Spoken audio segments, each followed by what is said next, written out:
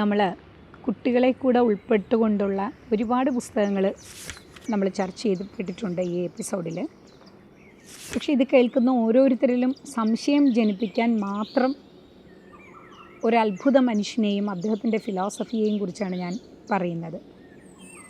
കേൾക്കാൻ തുടങ്ങുന്ന നിങ്ങൾക്ക് ഓരോരുത്തർക്കും സംശയം തോന്നും, എങ്ങനെയാണ് ഇദ്ദേഹത്തെക്കുറിച്ച് ഇത്രയും ആധികാരികമായി പറയാൻ കഴിയുന്നത്? അതുകൊണ്ട് തന്നെ ആമുഖമായി പറയട്ടെ, ആധികാരികമായി ഒന്നും പറയുന്നില്ല, പറയാൻ എനിക്ക് കഴിയുകയില്ല. ഞാൻ ഇദ്ദേഹത്തിലെത്തിയത് വർഷങ്ങൾക്ക് മുമ്പ് ഒരു ന്യൂസ് പേപ്പറിന് വേണ്ടി കോളം ചെയ്തിരുന്ന കാലത്ത് ഒരു അധ്യാപിക ആയതിനാലാകാം, വിദ്യാഭ്യാസത്തെക്കുറിച്ച് ആരെന്ത് പറഞ്ഞാലും അതെന്തെന്ന് അറിയാനൊരു ഇഷ്ടം എനിക്കുണ്ടായിരുന്നു. കാരണം നമ്മൾ ജീവനില്ലാത്ത ഫയലുകളെ അല്ലല്ലോ, ജീവനുള്ള ഭൂമിയിലേക്ക് ആവശ്യമുള്ള പുതിയ തലമുറയെയാണ് നമ്മൾ വാർത്തെടുക്കുന്നത്. അപ്പോൾ തീർച്ചയായിട്ടും അവരെ കുറേ കൂടെ ക്രിയോന്മുഖമാക്കാൻ എന്ത് ചെയ്യാം എന്നുള്ള വഴികളിലേക്ക് ഞാൻ അന്വേഷിക്കാറുണ്ട്. അങ്ങനെ എത്തിപ്പെട്ടതാണ് ഈ പുസ്തകത്തിലേക്ക്. ഓഷോ, വിദ്യാഭ്യാസത്തിൻ്റെ വിപ്ലവം. നമ്മൾ ടോട്ടോച്ചാൻ പറഞ്ഞു, തീർച്ചയായിട്ടും ടോട്ടോച്ചാനിൽ എന്ത് പറഞ്ഞോ അത് തന്നെയാണ് ഇദ്ദേഹത്തിൻ്റെ ഫിലോസഫിയിൽ എനിക്ക് കാണാൻ സാധിച്ചത്. അപ്പോൾ ഓഷോ എന്ന് പറയുന്ന ഒരു മിസ്റ്റിക്കിനെ ഒരു സാധാരണ സ്ത്രീ എന്നുള്ള രീതിയിൽ എനിക്കെങ്ങനെയാണോ ഉൾക്കൊള്ളാൻ കഴിഞ്ഞിരിക്കുന്നത് അത് പങ്കുവെക്കുക എന്നുള്ളതാണ്. ഞാൻ കൂടുതൽ എൻ്റെ വാക്കുകൾ ഉപയോഗിക്കുന്നില്ല. അദ്ദേഹം ഈ പുസ്തകത്തിൽ പറഞ്ഞിരിക്കുന്നത്, ഒരാൾക്ക് അയാൾ തന്നെ ആയാൽ മതിയെന്ന് അയാളെ ബോധ്യപ്പെടുത്താൻ വിദ്യാഭ്യാസത്തിന് കഴിയുമെങ്കിൽ, അതിൻ്റെ നിർവൃതി അനുഭവിക്കാൻ അയാളെ പ്രാപ്തനാക്കുമെങ്കിൽ, ഒരാളിലുള്ളത് എന്താണോ അതിൻ്റെ പൂർണ്ണ വളർച്ചയ്ക്കുള്ള സൗകര്യങ്ങൾ വിദ്യാഭ്യാസം കൊണ്ട് സാധിക്കുമെങ്കിൽ, വളർച്ചയ്ക്കുള്ള സൗകര്യം എന്നാൽ അത്യാഗ്രഹത്തിനുള്ളതല്ലാതെ സ്നേഹത്തിനുള്ള സൗകര്യം, എന്നാൽ മത്സരത്തിനുള്ളതല്ലാതെ ആത്മബോധത്തിനും ഉണർവിനുമുള്ള സൗകര്യം, എന്നാൽ അന്യനുമായുള്ള സംഘട്ടനത്തിനുള്ളതല്ലാത്ത ഇത്തരത്തിലുള്ള ഒരു വിദ്യാഭ്യാസം ലോകത്തിന് തന്നെ അടിസ്ഥാനപരമായൊരു പരിവർത്തനത്തിന് ഉതകുന്നതാകും. എക്കാലത്തോളം വിദ്യാഭ്യാസത്തിന് ഇത് ചെയ്യാൻ കഴിയാതെ വരുന്നുവോ അക്കാലത്തോളം അത് മനുഷ്യൻ്റെ താല്പര്യങ്ങൾക്കുള്ളതാവില്ല, മറിച്ച് ഉപദ്രവകാരിയായിരിക്കും. മാത്രവുമല്ല, മനുഷ്യ മനസ്സിനെ അത് വിഷലിപ്തമാക്കുകയും ചെയ്യും. ഇതൊരു വലിയ ഫിലോസഫിയാണെന്ന് നമുക്ക് തോന്നാം. പക്ഷെ അദ്ദേഹം അതിനെ വളരെ രസകരമായി മറ്റൊരു വാക്കിലൂടെ പറയുന്നുണ്ട്, വാചകത്തിലൂടെ.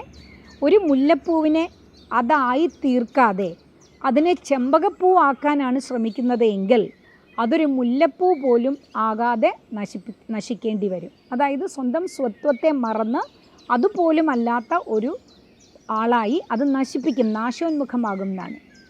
അപ്പോൾ എനിക്ക് ഭയങ്കര ഒരു അർത്ഥം തോന്നി. അങ്ങനെയാണ് പണ്ട് പ്രകൃതി നമ്മളെ പഠിപ്പിച്ച വലിയ പാഠങ്ങളിലേക്ക് തിരിയുകയും, ഓരോ മരങ്ങൾക്കും ഓരോ കിളികൾക്കും ഇൻകമ്പയറബിളായുള്ള പൊസിഷനുണ്ട്, അതേപോലെ ഓരോ മനുഷ്യനുമുണ്ട്. അത് തന്നെയാണ് ഓരോ മനുഷ്യൻ്റെയും സൗന്ദര്യമെന്ന് കൂടുതൽ മനസ്സിലാക്കാനായിട്ട് സാധിച്ചത്. അങ്ങനെയാണ് ഇദ്ദേഹത്തിൻ്റെ ഈ പുസ്തകത്തിലേക്ക് നമ്മൾ കടന്നതും. ഇതിനെക്കുറിച്ചാണ് അന്ന് ആ ഒരാഴ്ചയിൽ നമ്മൾ എഴുതുന്ന ആ ഒരു കോളത്തിൽ നമ്മൾ കൂട്ടിച്ചേർക്കുകയും ചെയ്തത്. അങ്ങനെ വന്ന് അദ്ദേഹത്തിന് ഇത് തന്നെയാണ് പറയുന്നത്, ഓരോ വ്യക്തിക്കും അവൻ്റേതായ വ്യക്തിത്വം ഉണ്ടെന്നുള്ളത് അപ്രധാനമായ കാര്യമല്ല. നിങ്ങൾ മറ്റുള്ളവരിൽ നിന്ന് വ്യത്യസ്തനാണ് എന്നതാണ് ഒരാൾ ആദ്യം അറിയേണ്ടത്. യുണീക്ക്, അതാണ് ആദ്യമായിട്ട് അദ്ദേഹം പറയുന്നതും. ഒരു മനുഷ്യന് അനുഭവിക്കാൻ കഴിയുന്ന തൻ്റെ ജന്മത്തിൻ്റെ സ്വാതന്ത്ര്യവും സൗന്ദര്യവും അവിടെയാണ് അദ്ദേഹത്തിന്, അല്ലെങ്കിൽ ഒരു വ്യക്തിക്ക് അനുഭവിക്കാൻ കഴിയുക എന്നും അദ്ദേഹം സാക്ഷ്യപ്പെടുത്തുന്നു. നമുക്കറിയാം, എല്ലാ ഫിലോസഫികളും ഒരു ഇൻസ്റ്റിറ്റ്യൂഷണലൈസ് ചെയ്യപ്പെടുമ്പോൾ ഉണ്ടാകുന്ന പരാജയം അത് ഒരുപക്ഷെ ഇവിടെയും സംഭവിച്ചിട്ടുണ്ടാകാം. പക്ഷെ അദ്ദേഹം പറഞ്ഞു നിർത്തിയതെല്ലാം തന്നെ മനുഷ്യൻ വിചാരിച്ചാൽ പ്രാവർത്തികമാക്കുന്ന, അല്ലെങ്കിൽ മനുഷ്യന് ഏറ്റവും ആവശ്യം വേണ്ട സ്വന്തം ജന്മത്തിൻ്റെ സൗന്ദര്യം എന്താണ്, സുഹൃതം എന്താണ് എന്ന് തിരിച്ചറിയാൻ വേണ്ട അത്യാവശ്യം കാര്യങ്ങളായിരുന്നു എന്നുള്ളതാണ്. അങ്ങനെ അദ്ദേഹത്തിൻ്റെ ബുക്കുകൾ പരതി പോകുമ്പോൾ ഇന്ത്യ എൻ പ്രിയങ്കരി എന്ന പുസ്തകത്തിലെത്തി. എനിക്ക് തോന്നി, ഇന്ത്യയിൽ ഒഴുകുന്ന നദികൾ പോലെ, ആ ഓളങ്ങൾ പോലെ അതിസുന്ദരമായ ഒരു പുസ്തകം. എനിക്ക് തോന്നുന്നു ഇതിൻ്റെ വിവർത്തനമാണോ എന്നെ കുറേ കൂടെ ഈ ഫിലോസഫിയിലേക്ക്, അത്രയും സുന്ദരമായ വിവർത്തന ഭാഷയുമുണ്ട് ഇതിൻ്റെ അകത്ത്. അപ്പോൾ അതിനകത്ത് എൻ്റെ ഒരു വാക്ക് അദ്ദേഹം പറയുന്നത്, ഇന്ത്യക്ക് മാത്രമേ ദൈവം മനുഷ്യൻ്റെ ഉള്ളിലാണെന്ന് സ്ഥാപിക്കുവാൻ കഴിഞ്ഞിട്ടുള്ളൂ. അങ്ങനെ മനുഷ്യൻ്റെ ഉള്ളിലുള്ള ദൈവത്തെ സാക്ഷാത്കരിക്കുക വഴി താൻ തന്നെ ക്ഷേത്രം, തത്വമസി, ആ ശ്രീകോവിലായി തീരുന്നതിനുള്ള കഴിവ്, ആ അന്തസ്സ്, അതിൻ്റെ മനോഹാരിത മനുഷ്യന് സമ്മാനിച്ചത് ഇന്ത്യ മാത്രമാണ്. അപ്പോൾ ഇത് നമുക്ക് തന്നെ തോന്നും, നമ്മൾ ഒരു മനുഷ്യ ജന്മം എന്നുള്ള രീതിയിൽ സ്ത്രീ ആവട്ടെ പുരുഷനാവട്ടെ എത്ര സുന്ദരമായ ഒരു ജന്മമാണ് നമ്മളുടേത് എന്ന് മനസ്സിലാക്കുകയും അവിടെ നിന്നുകൊണ്ട് അതിനെ നമ്മളുടെ പരിമിതിക്കനുസരിച്ചുകൊണ്ട്, അല്ലെങ്കിൽ നമുക്ക് കുറച്ചുകൂടെ നമുക്ക് ശ്രമിച്ചുകൊണ്ട് അതിനെ കൂടുതൽ സജീവവും സുന്ദരവുമാക്കാനായിട്ട് നമുക്ക് സാധിക്കും എന്നുള്ള ഒരു ഫിലോസഫിയാണ് ഈ വാക്കുകളിലൂടെ എനിക്ക് തോന്നിയത്. അതുപോലെ തന്നെ ഈ നാട്ടിലെ ഉപനിഷത്ത് കാലഘട്ടം ഇവിടുത്തെ ഏറ്റവും പുകിൽപ്പെട്ട കാലഘട്ടമായിരുന്നു. അത് ആ വാക്കുകൾ നമുക്ക് ഭയങ്കര അതിശയം തോന്നിയിട്ടുണ്ട്. സ്വയം അറിയുക എന്നതായിരുന്നു ഒരേ ഒരു അന്വേഷണം, ഒരേ ഒരു ഗവേഷണം, ഒരേ ഒരു അഭിവാഞ്ച. മനുഷ്യരാശിയെ മറ്റൊരു അഭിലാഷവും ഭരിച്ചിരുന്നില്ല. സമ്പത്ത്, വിജയം, അധികാരം ഇവയെല്ലാം പരിപൂർണമായും നിത്യസാധാരണമായിരുന്നു. മഹത്വാകാംക്ഷയുള്ളവർ, ധനത്തിന് പിന്നാലെ പായുന്നവർ, അധികാരമോഹികൾ ഇവരെല്ലാം തന്നെ മനഃശാസ്ത്രപരമായി രോഗാതുരരായി കണക്കാക്കപ്പെട്ടിരുന്ന ഒരു കാലമായിരുന്നു. സ്വന്തം സ്വത്തെയായിരിക്കുക, അതിനെ അന്വേഷിക്കുക എന്നുള്ളതായിരുന്നു ശരിക്കും ജീവിച്ചിരിക്കുക എന്നുള്ളതിൻ്റെ അർത്ഥം. സത്യത്തിൻ്റെ ജീവസത്ത എല്ലായ്പ്പോഴും ഒന്ന് തന്നെയാണ്. അപ്പം നമ്മളിലേക്ക് കൂടുതൽ എന്താ പറയുന്നത്, അത് ചുരുങ്ങലല്ല, നമ്മളിലേക്ക് കൂടുതൽ അറിയാനും നമ്മളിലേക്ക് കൂടുതൽ കുറേ കൂടെ നമ്മളോട് സംസാരിക്കാനും നമ്മളെ കൂടുതൽ അറിയാനും അതിലൂടെ നമ്മൾ വിശാലമായ നമ്മുടെ സ്പേസിലേക്ക് പോകാനും സഹായിക്കുന്ന അതിസുന്ദരമായ ഒരു വാക്കുകളുടെ അല്ലെങ്കിൽ ഒരു തത്വചിന്തയുടെ പ്രയാണമാണ് ഇതിനകത്ത്. അതുപോലെ തന്നെ പറയുന്നുണ്ട്, ഒരാളുടെയും പിന്നാലെ ഓടുവാനില്ലാത്ത, എന്നിലേക്ക് തന്നെ തിരിച്ചെത്തുവാൻ കഴിയുന്ന ഒരു പുതിയ പ്രവർത്തന മണ്ഡലം എനിക്ക് കണ്ടെത്തേണ്ടിയിരിക്കുന്നു. അവിടെ മത്സരങ്ങളില്ല. സ്വയം കൂടുതൽ സുന്ദരമാക്കിക്കൊണ്ട് നമ്മളൊരു പൂങ്കാവനം സൃഷ്ടിക്കുന്നു, അതിൽ പൂക്കൾ വയ്ക്കുന്നു, അതിൽ ഒരു പൂക്കളും തമ്മിൽ മത്സരിക്കുന്നില്ല, അതിൽ വരുന്ന പൂമ്പാറ്റുകൾ തമ്മിൽ മത്സരിക്കുന്നില്ല. പക്ഷെ നമ്മൾ വയ്ക്കുന്ന പുതിയ പുതിയ പുതിയ ചെടികൾ നമ്മുടെ പൂന്തോട്ടത്തെ അതിസുന്ദരമാക്കിക്കൊണ്ടിരിക്കുന്നു എന്നുള്ളതാണ്. അവിടെയും മത്സരബുദ്ധി ഇല്ലാത്ത, നമ്മൾ എത്ര മനോഹരമാക്കാവോ കൂടുതൽ മനോഹരമാക്കുക. അപ്പോൾ ആയിരക്കണക്കിന് ജന്മങ്ങളായി സഞ്ചരിച്ച് എന്നിൽ നിന്ന് ഞാൻ വളരെ അകലെയായി പോകുന്നു എന്നുള്ളതാണ്. കാരണം നമ്മൾ പണത്തിൻ്റെ പിന്നാലെ പോകുന്നു, പ്രശസ്തിയുടെ പിന്നാലെ പോകുന്നു, പദവിയുടെ പിന്നാലെ പോകുന്നു. പക്ഷേ നമ്മളൊരിക്കലും നമ്മളിലേക്ക് വരികയോ ആ നമ്മളെ പൂർണ്ണനാക്കാനോ നമ്മൾ ശ്രമിക്കാത്ത ഒരോട്ടം. അവിടെയാണ് സെൽഫ് റിയലൈസേഷൻ എന്ന് പറയുന്നതിൻ്റെ പ്രാധാന്യം കൃത്യമായിട്ട് അദ്ദേഹം പറയുന്നത്. അപ്പോൾ ഇതെല്ലാം ഒരു രസകരമായ കഥയിലൂടെ തന്നെ നമുക്ക് പറയണം എന്ന് തോന്നി. കാരണം ഇത് വായിച്ചു വന്നപ്പോൾ എനിക്ക് തോന്നിയത്, ഇന്ത്യയുടെ മണ്ണ് ഒരുപാട് ഇത്തരം കഥകളെ മനുഷ്യനെ മനുഷ്യനാക്കുന്ന ഒരുപാട് കഥകളുണ്ടായിരുന്ന ഒരു മണ്ണാണ്. അവിടെ ഒരു ഗുരു, അദ്ദേഹത്തിൻ്റെ ശിഷ്യൻ വേദാന്തങ്ങളിലും ഭാഷകളിലുമൊക്കെ പാണ്ഡിത്യം നേടിയിട്ട് വളരെ തൃപ്തനായിട്ട് ഗുരുവിൻ്റെ അടുത്ത് വരികയാണ്. അപ്പോൾ ഗുരുവിനോട് പറഞ്ഞു, ഈ കാലഘട്ടത്തിനുള്ളിൽ എത്രത്തോളം തത്വചിന്തകൾക്ക് മാസ്റ്ററാകാവോ അതെല്ലാം ഞാൻ പഠിച്ചിരിക്കുന്നു. അപ്പോൾ അതുകൊണ്ട് ഇനി എന്നെ അങ്ങേക്ക് അംഗീകരിക്കാമല്ലോ. അപ്പോഴും ഗുരു ചിരിച്ചുകൊണ്ട് മൗനത്തിൽ തുടർന്നു. ഇദ്ദേഹത്തിന് അക്ഷമനായി. ഇദ്ദേഹം ഉടനെ പറഞ്ഞു, അതെന്താ അങ്ങ് കഴിഞ്ഞ പ്രാവശ്യം വന്നപ്പോഴും എന്നെ അംഗീകരിച്ചില്ല. അപ്പോൾ ഗുരു ചിരിച്ചുകൊണ്ട് പറഞ്ഞു, ശരി, നിനക്ക് ഇന്നത്തെ ഒരു ഇൻറ്റേൺഷിപ്പ് പോലെ നീ ഒരു കാര്യം ചെയ്യൂ, നീ വനത്തിൽ പോയിട്ട് താമസിക്കൂ, കാട്ടിൽ പോയി താമസിക്കൂ എന്ന് പറഞ്ഞു. അപ്പോൾ ഇദ്ദേഹം വിചാരിച്ചു ഈ ഗുരുവിന് എന്തോ ചെറിയ കുഴപ്പമുണ്ട്, അതുകൊണ്ടാണ് ഇത്രയും പാണ്ഡിത്യം നേടി എന്നെ വനത്തിന് അയക്കുന്നത്. അപ്പോൾ ഇദ്ദേഹം കാട്ടിലേക്ക് പോയി.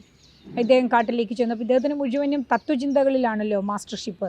അപ്പോൾ അത് വെച്ചുകൊണ്ട് നോക്കി, കാട് മുഴുവനും ഇരുട്ടാണ്, വൈവിധ്യമാർന്ന ചെടികളുണ്ട്, എന്താ പറയുന്നത്, അതിൻ്റെ ഇടയിലൂടെ ഒഴുകുന്ന അരുവികൾ കാണാം, പക്ഷികളുണ്ട്, മൃഗങ്ങളുണ്ട്, കോരമൃഗങ്ങളും കാണാം, ഇഴജന്തുക്കൾ വിഷമുള്ളത് കാണാം, ഫലവൃക്ഷങ്ങൾ തന്നെ വിഷമുള്ളത് കാണാം. അപ്പോൾ ഇദ്ദേഹത്തിനാകെ പേടിയായി. അപ്പോൾ ഈ ഭയം വന്നപ്പോൾ ഒരു നിമിഷം അദ്ദേഹം ഗുരുവിനെ ഓർത്തു, ഇത് തന്നെയാണ് എന്നെ ഇങ്ങോട്ട് വിട്ടത്. കാരണം ഇദ്ദേഹം പഠിച്ച ഒരു ഫിലോസഫിയും അദ്ദേഹത്തിനെ രക്ഷിക്കാനില്ല, ഒരു വേദാന്തങ്ങളും ഒരു അറിവും അദ്ദേഹത്തിനെ സഹായിക്കാനില്ല. അപ്പോൾ ഇവിടെയാണ് മനുഷ്യൻ്റെ അറിവുകളുടെയും മനുഷ്യൻ്റെയും പരിമിതി എന്ന് മനസ്സിലായി. അദ്ദേഹം അവിടെ നിന്ന് കാടിൻ്റെ ഭാഷയെ മനസ്സിലാക്കാൻ ശ്രമിച്ചു. കാടിൻ്റെ ഭാഷ എന്ന് പറയുന്നത് പ്രപഞ്ചത്തിൻ്റെ തന്നെ ഭാഷയാണ്. അവിടെ നിന്ന് അദ്ദേഹം തിരിച്ചുപോയി. അദ്ദേഹം മൗനം പ്രാക്ടീസ് ചെയ്യുന്നു. തിരിച്ചിവിടെ വന്നപ്പോൾ ഗുരുവിന് മനസ്സിലായി, ഒരു പടി അദ്ദേഹം ജയിച്ചു കഴിഞ്ഞു. അപ്പോൾ പറഞ്ഞു, ഇനി ഞാൻ ആരുടെ കീഴിലാണ് അഭ്യസിക്കേണ്ടത്? അപ്പോൾ അദ്ദേഹം പറഞ്ഞു, നീ ഒരു ചന്തയിലേക്ക് പോകുക, അവിടെ ഒരു സ്ത്രീയെ നീ കാണും. അപ്പോൾ ഞാൻ എങ്ങനെ തിരിച്ചറിയും ചന്തയിലേക്ക് പോകുന്നൊരു സ്ത്രീയോ? നിനക്ക് കൃത്യമായി മനസ്സിലാകും. അവരെ കാണുമ്പോൾ നിൻ്റെ മനസ്സ് അവളിൽ ഉടക്കും. അപ്പോൾ അവിടെയാണ് നീ പോകേണ്ടത്. അപ്പോൾ പിന്നെയും തന്നെ അപമാനിക്കുകയാണ്, തൻ്റെ പാണ്ഡിത്യത്തെ അപമാനിക്കുകയാണ് എന്ന് ഭയങ്കര കഠിന ഹൃദയനായി ഇദ്ദേഹം ചൊല്ലുകയും, ഒരു വലിയ തിരക്കുള്ള ഒരു ചന്തയിൽ ഒരു സ്ത്രീ, അവരൊന്നും അറിയുന്നില്ല, ചുറ്റുപാടുകൾ ഭയങ്കര ബഹളം വയ്ക്കുന്നു, ആളുകൾ പൈസ അങ്ങോട്ടും ഇങ്ങോട്ടും കൊടുക്കൽ വാങ്ങലുകൾ നടക്കുന്നു, അവിടെ ക്രയവിക്രയങ്ങൾ നടക്കുന്നു. പക്ഷെ ഇവളതൊന്നും അറിയില്ല. ഇവൾ കൊട്ട ഉണ്ടാക്കിക്കൊണ്ടേയിരിക്കുന്നു. അപ്പോൾ അവളുടെ നെയ്ത്ത് പണിയിൽ 100% ശ്രദ്ധ കേന്ദ്രീകരിച്ചുകൊണ്ട് ഒരു ധ്യാനനിരതമായ ഒരു പ്രവർത്തനം പോലെ അവളുടെ കൊട്ടയിൽ. അപ്പോൾ അതിൻ്റെ പെർഫെക്ഷൻ, ഇയാൾ മനസ്സിലൊരു ധ്യാനം പോലെ ഇയാളും അതിൻ്റെ ഭാഗമാകുകയാണ്. അപ്പം മനസ്സിലായി ശരിക്കും എന്താണ് ഗുരു ഉദ്ദേശിച്ചത്. ഇത് തന്നെയല്ലേ ഇദ്ദേഹം പറയുന്നതെന്ന് ഈ വരികളിലൂടെ പോകുമ്പോൾ നമുക്ക് അതിനകത്ത് അദ്ദേഹത്തിൻ്റെ ഒരു ബുക്കിൽ ഞാൻ അടുത്തത് പാടുന്ന മൗനം എന്നാണ്. ശരിക്കും ഒരു നിമിഷമെങ്കിലും നമുക്ക് ഈ മൗനത്തെ ഒന്ന് മനസ്സിലാക്കാൻ പറ്റിയാൽ, അതിൻ്റെ സൗന്ദര്യത്തെ മനസ്സിലാക്കാൻ പറ്റില്ല, അതിൻ്റെ ശക്തിയെ മനസ്സിലാക്കാൻ പറ്റിയാൽ, അപ്പോഴും ഞാൻ പറയുന്നു, ഒരിക്കലും ഇതിന് അതീതയായി മൗനത്തിൻ്റെ സൗന്ദര്യം ആസ്വദിക്കുന്ന, എല്ലാ ദിവസവും ധ്യാനനിരതമാകാൻ പറ്റുന്ന ഒരു മനസ്സെയല്ല. ചിലപ്പോൾ സംഘർഷഭരിതമാകുന്ന, ചിലപ്പോൾ ആശങ്കാകുലയായ ഇമോഷൻസുകൾ മാത്രം ഭരിക്കുന്ന ഒരാളായിരിക്കാം ഞാൻ. പക്ഷേ ഇതെന്താണ് എന്ന് മനസ്സിലാക്കുന്ന ആ വരികളുടെ സൗന്ദര്യത്തെ, ആ നിശ്ചലമായ ശാന്തമായ ആ ഒഴുക്കിനെ, നിശ്ചലമായ ഒഴുക്കല്ല ശാന്തമായ ആ ഒഴുക്കിനെ ഒരു നിമിഷമെങ്കിലും, പണ്ട് മണ്ണിക്കളിച്ചുകൊണ്ടിരുന്ന കൃഷ്ണനെ യശോദ വഴക്ക് പറയുമ്പോൾ നിൻ്റെ വായിൽ മണ്ണില്ലേടാ എന്ന് ചോദിക്കുമ്പോൾ കണ്ണൻ വാ തുറക്കുന്നുണ്ട്. ആ വായിൽ മണ്ണല്ല 14 ലോകങ്ങളും കാണുന്നു എന്ന് പറയുന്ന ആ ഒരു ഫ്രാക്ഷൻ ഓഫ് സെക്കൻഡ് നേരത്തെ ആ ഒരു അനുഭവം എന്ന് പറഞ്ഞതുപോലെ മാത്രമായിരിക്കാം ഒരുപക്ഷെ നമുക്കതിനെ ഉൾക്കൊള്ളാൻ പറ്റുന്നത്. അങ്ങനെയെങ്കിലും നമുക്കിതിനെ കൂടുതൽ അറിയാൻ പ്രേരിപ്പിക്കുന്ന ഒരു സൗന്ദര്യമാണ് ഇതിനകത്ത് മുഴുവനും കാണാനായിട്ട് സാധിച്ചത്. അതുപോലെ തന്നെ അദ്ദേഹത്തിൻ്റെ ഇന്ത്യയുടെ പ്രത്യേകതകൾ മുഴുവൻ പറയുമ്പോഴും നമുക്ക് ഒരുപാട് അതിശയം തോന്നും. ഇതാണോ ഇന്ത്യ എന്ന് നമുക്ക് ഇന്ത്യയുടെ പണ്ട് ഗാന്ധിജി പറഞ്ഞിട്ടുണ്ട്. അതുകൂടാതെ ഞങ്ങളുടെ മധുക്കർ റാവു സാറ് പറഞ്ഞിട്ടുണ്ട്, ഇന്ത്യയെ കാണാനും അനുഭവിക്കാനുമാണ് നിനക്ക് ആഗ്രഹമെങ്കിൽ നീ ഇന്ത്യൻ ഗ്രാമങ്ങളിലൂടെ പോകണമെന്ന് പറഞ്ഞിട്ടുണ്ട്.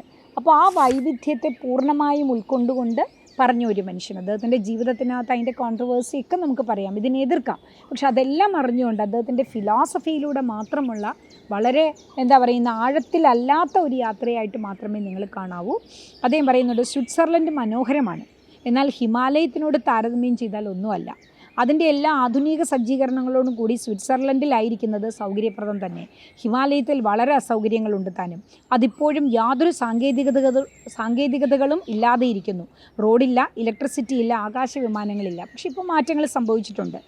നാം മറ്റൊരു കാലഘട്ടത്തിലേക്ക് എടുത്ത് മാറ്റപ്പെടുകയാണ്, മറ്റൊരു സത്തയിലേക്ക്, മറ്റൊരു തലത്തിലേക്ക്. ശതാബ്ദങ്ങളായി ഹിമാലയം ഋഷീശ്വരന്മാരെ ആകർഷിച്ചു പോന്നിട്ടുണ്ട്.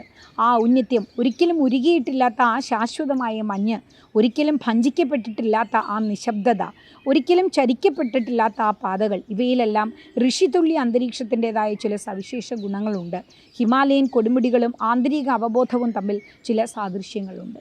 ഇത് വായിച്ച് ഉണ്ടായ അനുഭവമായിരിക്കാം ഡോക്ടർ രാമചന്ദ്രൻ്റെ തപോഭൂമി ഉത്തരാഖണ്ഡ് എന്ന് പറയുന്ന പുസ്തകം വായിക്കുമ്പോൾ തീർച്ചയായിട്ടും ഇതെല്ലാം കുറേയൊക്കെ ഇപ്പോഴും നിലനിൽക്കുന്നു എന്നും എപ്പോഴെങ്കിലും ഒന്ന് അവിടെയൊക്കെ എത്തിയിരുന്നെങ്കിൽ എന്നുള്ളൊരാഗ്രഹം ബാക്കിയാക്കിക്കൊണ്ട് നമ്മളെ കൂടുതൽ അറിയാൻ ഇതൊക്കെ സഹായിച്ചിരുന്നെങ്കിൽ എന്ന് നമുക്ക് നമ്മളെ ഒന്നുകൂടെ അതിനൊക്കെ പ്രാപ്തരാക്കാൻ സഹായിക്കുന്ന ഒരു പുസ്തകമായിട്ട് എനിക്ക് തോന്നിയിട്ടുണ്ട്. അതുപോലെ തന്നെ അജന്തയിലെയും എല്ലോറയിലെയും ഗുഹകളെക്കുറിച്ച് അനേകം ഗുഹകൾ ഇവിടെയുണ്ട്. ഒരു പർവ്വതം മുഴുവൻ കൊത്തുപണി ചെയ്തിരിക്കുന്നു. പർവ്വതത്തിനുള്ളിലേക്ക് വലിയ വലിയ ഗുഹകൾ തുരന്നെടുക്കപ്പെട്ടിരിക്കുന്നു. ഗുഹകളുടെ നിര തന്നെ ഒരുപക്ഷെ 30ഓ 35ഓ. ഓരോ ഗുഹയ്ക്കും അതിൻ്റേതായ ഭംഗിയുമുണ്ട്. വെറും സൗന്ദര്യമല്ല, വ്യത്യസ്തമായൊരു കാഴ്ചപ്പാടിലൂടെയുള്ള തനതായ ധ്യാന സുഗന്ധമുണ്ട്. അപ്പോൾ ഇതിങ്ങനെ നമ്മൾ ഒരുപാട് വായിക്കുമ്പോൾ ഈ ഇന്ത്യ എന്ന് പറയുന്ന മണ്ണിലേക്ക് കുറേ കൂടെ നമുക്ക് കൂടുതൽ അറിയാൻ, അല്ലെങ്കിൽ ഒരു ഇന്ത്യയിൽ ജനിച്ച ഒരാളെന്നുള്ള രീതിയിൽ നമുക്ക് കുറേ കൂടെ സ്വയം അറിയാൻ പ്രേരിപ്പിക്കുന്ന ഒന്നാവില്ലേ ഇത് എന്ന് നമുക്ക് തോന്നിയിട്ടുണ്ട്. പലപ്പോഴും ഒരു സെക്കൻഡ് സമയമെങ്കിലും ഈ പ്രകൃതിയുടെ, നമ്മളൊന്ന് നിശബ്ദമായിരുന്നുകൊണ്ട് കിളികളുടെ ശബ്ദം കേൾക്കുമ്പോൾ, കാറ്റിൻ്റെ ശബ്ദം കേൾക്കുമ്പോൾ, ടാഗോർ പറഞ്ഞ പോലെ ഒരു പൂവിരിയലിൻ്റെ ശബ്ദമുണ്ട് എന്ന് ഗീതാഞ്ജലിയിൽ പറയുന്ന പോലെ ഒരു പൂവിൻ്റെ വിരിയലിനും ശബ്ദമുണ്ട്, അതിനൊരു നിശബ്ദ സൗന്ദര്യമുണ്ട്. അപ്പോൾ ഇതൊക്കെ ഒന്ന് ആസ്വദിക്കാതെ നമ്മൾ ഈ ജീവിതം അവശേഷിച്ച് കടന്നു പോയിട്ടുണ്ട് എങ്കിൽ പിന്നെ നമ്മൾ ജീവിതത്തിൽ എന്താണ് ആസ്വദിച്ചത് എന്ന് ഒരു സ്വയം ചോദ്യത്തിന് പ്രേരിപ്പിക്കുന്ന തരം ഒരു പുസ്തകമെന്ന് എനിക്ക് തോന്നിയിട്ടുണ്ട്. അപ്പോൾ അങ്ങനെ ഒരു രീതിയിലേക്ക് ഇതൊക്കെ നമ്മളിലുള്ള നമ്മളെ ഒരു കുറേ കൂടെ സുന്ദരമാണ് നമ്മുടെ ജന്മമെന്ന് നമ്മളെ വിശേഷിപ്പിക്കുന്ന, അല്ലെങ്കിൽ നമ്മളെ സ്വയം അറിയിക്കുന്ന, അതിനുവേണ്ടി നമ്മൾ എന്താ പറയുന്ന ഒരു കുറച്ച് നേരമെങ്കിലും നമ്മൾ മൗനം പ്രാക്ടീസ് ചെയ്യുന്നു. അതുപോലെ തന്നെ സൂഫിസത്തെക്കുറിച്ചും എല്ലാ കാര്യങ്ങളെക്കുറിച്ചും ഇതിനകത്ത് പറയാൻ പ്രേരിപ്പിക്കുന്ന ഒരു ദാർശനികത. അതുപോലെ തന്നെ കൃഷ്ണനെക്കുറിച്ച് ഒരു പുസ്തകം തന്നെ അദ്ദേഹത്തിൻ്റെ ഉണ്ട്. അപ്പോൾ അതിനകത്ത് അദ്ദേഹം പറയുന്നത് കൃഷ്ണൻ മാത്രമേ ജീവിതത്തെ മുഴുവനുമായി സ്വീകരിക്കുന്നുള്ളൂ. ജീവിതത്തെ അതിൻ്റെ സമ്പൂർണ്ണതയിൽ സ്വീകരിക്കുക എന്നത് കൃഷ്ണനിൽ അതിൻ്റെ ഉച്ചകോടിയിൽ എത്തി നിൽക്കുന്നു. ബാല്യമാകട്ടെ ശ്രീകൃഷ്ണൻ്റെ അതിനൊരു പൂർണ്ണതയുണ്ട്, കൗമാരകാലമാകട്ടെ അതിനൊരു പൂർണ്ണതയുണ്ട്, പിന്നെ സഖികളുമായിട്ടുള്ള കൃഷ്ണൻ്റെ ലീലകളാണെങ്കിൽ അതിന് ഒരു പൂർണ്ണതയുണ്ട്, ഒടുവിൽ കൃഷ്ണ അവതാരത്തിൻ്റെ പൂർണ്ണതയുണ്ട്. അങ്ങനെ ബാല്യ കൗമാരങ്ങൾ കടന്നു പോകുന്ന എല്ലാ ജീവസന്ധികളിലും ഒരു പൂർണ്ണത അവകാശപ്പെടുന്ന ഒരേ ഒരു ദൈവസങ്കല്പമാണ് കൃഷ്ണനെന്ന് നമുക്ക് അദ്ദേഹത്തിൻ്റെ ആ കൃഷ്ണനെ കുറിച്ചിട്ടുള്ള പുസ്തകം വായിക്കുമ്പോൾ നമുക്ക് 100% മനസ്സിലാകും. അപ്പോൾ ഇതൊക്കെ നമ്മളിലുള്ള നമ്മളെ കുറേ കൂടെ നമ്മളെ മനസ്സിലാക്കാൻ സഹായിക്കുന്ന ഒരു പുസ്തകമായിട്ട് നമുക്ക് തോന്നിയിട്ടുണ്ട്. തീർച്ചയായിട്ടും നമുക്ക് 100% ഇതിനെ ഉൾക്കൊണ്ടുകൊണ്ട് നമുക്കൊരു പുതിയ മനുഷ്യനായിട്ട് മാറാൻ നമ്മൾക്ക് സാധിച്ചിട്ടില്ല എങ്കിലും നമ്മളിലുള്ള നമ്മളെ കുറേയെങ്കിലുമൊക്കെ ഊർജ്ജസ്വലത അത് ഏത് തരത്തിലെന്ന് വിശ്വസിക്കണം, അറിയണം. അങ്ങനത്തെ ഒരു രീതിയിൽ നിന്ന് തീർച്ചയായിട്ടും നമുക്ക് കുറേയൊക്കെ നമ്മുടെ മനസ്സിനെ മാറ്റാൻ സഹായിക്കുന്ന ഒരു ദാർശനികത, സൗന്ദര്യമാണ് ഇതിൻ്റെ പ്രത്യേകത എന്ന് പറയുന്നത്. പക്ഷേ ആ സൗന്ദര്യം വേണമെങ്കിൽ കുറേയൊക്കെ നമ്മളിലൊരു നിശബ്ദ അവസ്ഥയുണ്ടാവണം, നമ്മളിലൊരു സാവകാശം ഉണ്ടാവണം. എല്ലാവരും വളരെ വേഗതയിൽ കാലുകൾ എടുത്തു വയ്ക്കുമ്പോൾ നമ്മളുടെ കാലുകൾ വളരെ സാവകാശം മുന്നോട്ട് പോയാൽ മതി. ഇടയ്ക്ക് നമുക്കൊന്ന് നിശ്ചലമാകാം, മുന്നോട്ട് പോകുന്നവരെ നോക്കാം, വേണ്ടി വന്നാൽ നമുക്കൊന്ന് പിറകോട്ടും കൂടെ കാല് വെച്ചുകൊണ്ട് പിറകിലേക്ക് തിരിഞ്ഞു നോക്കാം. അങ്ങനെ നമ്മളാകുന്ന നമ്മളെ കുറേ കൂടെ ശാന്തരും സൗന്ദര്യമുള്ളവരുമാക്കി മാറ്റുന്ന ഒരു ഫിലോസഫിയായിട്ട് മാറുന്നു. അതുപോലെ തന്നെയാണ് പാടുന്ന മൗനം എന്ന് പറയുന്നത്. അത് സത്യം പറഞ്ഞാൽ ഒരു നിശബ്ദതയുടെ സംഗീതമാണ്, മൗനത്തിൻ്റെ സംഗീതമാണിത്. ഇത് എങ്ങനെയാണിത് നിങ്ങളോട്, ഇതൊരു അനുഭവമാണ്. ചിലപ്പം മാത്രമേ എൻ്റെ വാക്കുകൾ എന്നെ പരാജയപ്പെടുത്താറുള്ളൂ. അതൊരു അനുഗ്രഹമായിട്ടാണ് ഞാൻ കാണുന്നത്. ഞാൻ എപ്പോഴും ഇരിക്കുമ്പോൾ യൂണിവേഴ്സിനോട് പറയും, ഇന്ന് പറയേണ്ടത് എന്താണ് എന്ന് എന്നിൽ നിറയ്ക്കണം. അത് കേൾവിക്കാരനിലേക്കും നമ്മൾ എന്താണോ ഉദ്ദേശിക്കുന്നത് അതേ രീതിയിൽ ആ വാക്കെത്തിയാൽ മാത്രമേ അവിടെ ഒരു കമ്മ്യൂണിക്കേഷൻ സാധ്യമാകുള്ളൂ, ഒരു മാറ്റം സാധ്യമാകുള്ളൂ. അപ്പോൾ അതേപോലെ ആവണം. പക്ഷേ എനിക്കിത് വായിക്കാനേ പറ്റിയിട്ടുള്ളൂ, അധികമൊന്നും പറയാൻ എനിക്കറിയില്ല. പക്ഷേ എങ്കിലും നിങ്ങളും എല്ലാവരും അറിയേണ്ട ഒന്നാണ് ജീവിതത്തിൽ. പിന്നെ അദ്ദേഹം പറയുന്നത് ഒരു സൂഫിയെ കണ്ടുമുട്ടുന്നു. സൂഫി എന്താണ്? നിങ്ങൾക്കൊരു സൂഫിയെ കണ്ടുമുട്ടുമ്പോൾ നിങ്ങൾക്ക് അയാളുടെ കണ്ണുകളിലും അയാളുടെ സത്തയിലും ജന്തു സഹജമായ ഒരുതരം നിഷ്കളങ്കതയാണ് കാണാൻ സാധിക്കുന്നത്. ജന്തുക്കൾക്ക് മാത്രം അറിയുന്ന, വൃക്ഷങ്ങൾക്കോ പാറകൾക്കോ നക്ഷത്രങ്ങൾക്കോ മാത്രം അറിയുന്ന അത്രയ്ക്കും സ്വാതന്ത്ര്യം, അത്രയും സന്തോഷം കാണാൻ കഴിയുന്നു. അതിന് നിഷ്കളങ്കനാകേണ്ടത് ഏറ്റവും അത്യാവശ്യമാണെന്നാണ് പറയുന്നത്. അപ്പോൾ ആ ഒരു രീതിയിലേക്ക് മുഖംമൂടികളില്ലാതെ ജീവിതത്തിൻ്റെ ആവശ്യങ്ങൾക്ക് നിയന്ത്രണങ്ങൾ വരുത്തിക്കൊണ്ട് ജീവിതത്തെ മനസ്സിലാക്കുന്ന ഒരു ഫിലോസഫിയായിട്ട് നമുക്ക്, അതുപോലെ തന്നെ സിർസില നമുക്കറിയാം, അമിതാഭ് ബച്ചൻ്റെയും രേഖയുടെയും ഒക്കെ ഒരുപാട്, ജയ ബച്ചൻ്റെയും ഒക്കെ ഒരുപാട് വാഴ്ത്തപ്പെട്ട സിനിമയാണ്. പക്ഷേ അതിൻ്റെ അർത്ഥം അദ്ദേഹം പറയുന്നത് ഒരു ഹൃദയത്തിൽ നിന്ന് മറ്റൊരു ഹൃദയത്തിലേക്കുള്ള, ഒരു വ്യക്തിയിൽ നിന്ന് മറ്റൊരു വ്യക്തിയിലേക്കുള്ള കൈമാറ്റം എന്നാണ് സിൽസില എന്ന് പറയുന്ന അർത്ഥം. അപ്പോൾ ഇത്ര മനോഹരമായിട്ടാണ് ഈ വാക്കുകളെയൊക്കെ അദ്ദേഹം നിർവചിച്ചിരിക്കുന്നത് എന്ന് നമുക്ക് അപ്പോഴാണ് അദ്ദേഹം പറയുന്നത്. ഇതിൻ്റെ അവസാനത്തെ റിസൾട്ടിനെ കുറിച്ച് പറയുന്നത്, അങ്ങനെ നിങ്ങൾ അന്വേഷണം തുടർന്നാൽ നിങ്ങൾ അസ്തിത്വത്തിലേക്ക് ഇറങ്ങിച്ചെല്ലുക മാത്രമാണ് സംഭവിക്കുന്നത്. അത് നിങ്ങൾക്കും നിങ്ങൾക്കിടയിലുമുള്ള, തനിക്കിടയിലുമുള്ള പൂർണ്ണതയ്ക്കും ഭാഗികതയ്ക്കും ഇടയിലുള്ള തടസ്സം നീക്കം ചെയ്യുന്നു. ഇവിടെ സൂഫിസം സംഭവിക്കുന്നു എന്ന് അദ്ദേഹം പറയുന്നു. എന്തായാലും നമുക്ക് പൂർണ്ണമായും സാധാരണ മനുഷ്യർക്ക് ഉൾക്കൊള്ളാൻ കഴിയുന്നില്ല എങ്കിലും ജീവിതത്തെ കുറേ കൂടെ മനോഹരമാക്കുന്ന ഒരു മൗനത്തിൻ്റെ, ഒരു മാറ്റത്തിൻ്റെ ഫിലോസഫി, അവിടെയാണ് വിദ്യാഭ്യാസവും പൂർണ്ണമാകുന്നത്. ടാഗോർ വിദ്യാഭ്യാസത്തെ നിർവചിച്ചതുപോലെ ഒരു മനുഷ്യൻ അവൻ്റെ ചുറ്റുപാടുകളെ അറിയുന്നത്, ആ അറിവിനെ അവൻ പൂർണ്ണമാക്കുന്നത് കൊണ്ട് അവൻ്റെ ഇടങ്ങളിലേക്ക് കൂടുതൽ അവൻ്റേതായ ഇടങ്ങളിലേക്ക്, അത് വളരെ ശ്രദ്ധിക്കേണ്ടതാണ്, നമുക്ക് പറ്റുന്ന പാകമായ ഇടങ്ങളിലേക്ക് നമ്മളെ എത്തിക്കുമ്പോൾ നമ്മുടെ ജീവിതം കൂടുതൽ മനോഹരമാകുന്നു. അവിടെ നമ്മൾ കൂടുതൽ നല്ല വ്യക്തിയായിട്ട് പരിണമിക്കുന്നു. പെർഫെക്ഷൻ വേണ്ട, പക്ഷേ നമ്മൾ കൂടുതൽ മനോഹരമായ, കുറേ കൂടെ കൂടുതൽ സുന്ദരമായ ഒരു വ്യക്തിയായിട്ട് മാറുന്നു. അതിന് ഓഷോയുടെ സംഗീതാത്മകമായ, സാന്ദ്രമായ ഈ ഫിലോസഫി സഹായിക്കുന്നുവെങ്കിൽ തീർച്ചയായിട്ടും എല്ലാവർക്കും ഒന്ന് വായനയിൽ ഉൾപ്പെടുത്താം.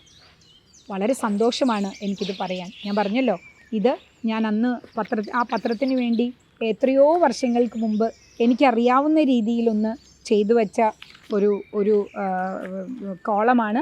തീർച്ചയായിട്ടും അതിന് ശേഷമാണ് ഇദ്ദേഹം ആരാണ് എന്നറിയാൻ ഒരു ആകാംക്ഷ തോന്നുകയും നമ്മളതനുസരിച്ച് ഇദ്ദേഹത്തിനെ അറിയാവുന്ന, നമുക്ക് മനസ്സിലാകുന്ന രീതിയിൽ കൂടുതൽ അറിഞ്ഞത്. ഏതായാലും ഈ നിമിഷം എൻ്റെയും ജീവിതത്തിൻ്റെ ധന്യതയാണ്. ഇങ്ങനെ ഒരാളെക്കുറിച്ച് പറയാൻ നമ്മുടെ പരിമിതിയിൽ നിന്നുകൊണ്ടൊരു അവസരം കിട്ടി, അതിന് സാധിച്ചു. അത് അദ്ദേഹത്തിൻ്റെ തന്നെ അനുഗ്രഹമായിട്ട് തന്നെ ഞാൻ കണക്കാക്കുന്നു. ഇതാണ് ആ 11 മിനിറ്റ്സ് എത്രയോ വർഷങ്ങൾക്ക് മുമ്പ് എഴുതിയ ആ ഒരു പേപ്പർ കട്ടിങ്ങും അഭിമാനത്തോടെ, സന്തോഷത്തോടെ, ചാരിതാർത്ഥ്യത്തോടെ നിങ്ങളുടെ മുന്നിൽ കാണുന്നു.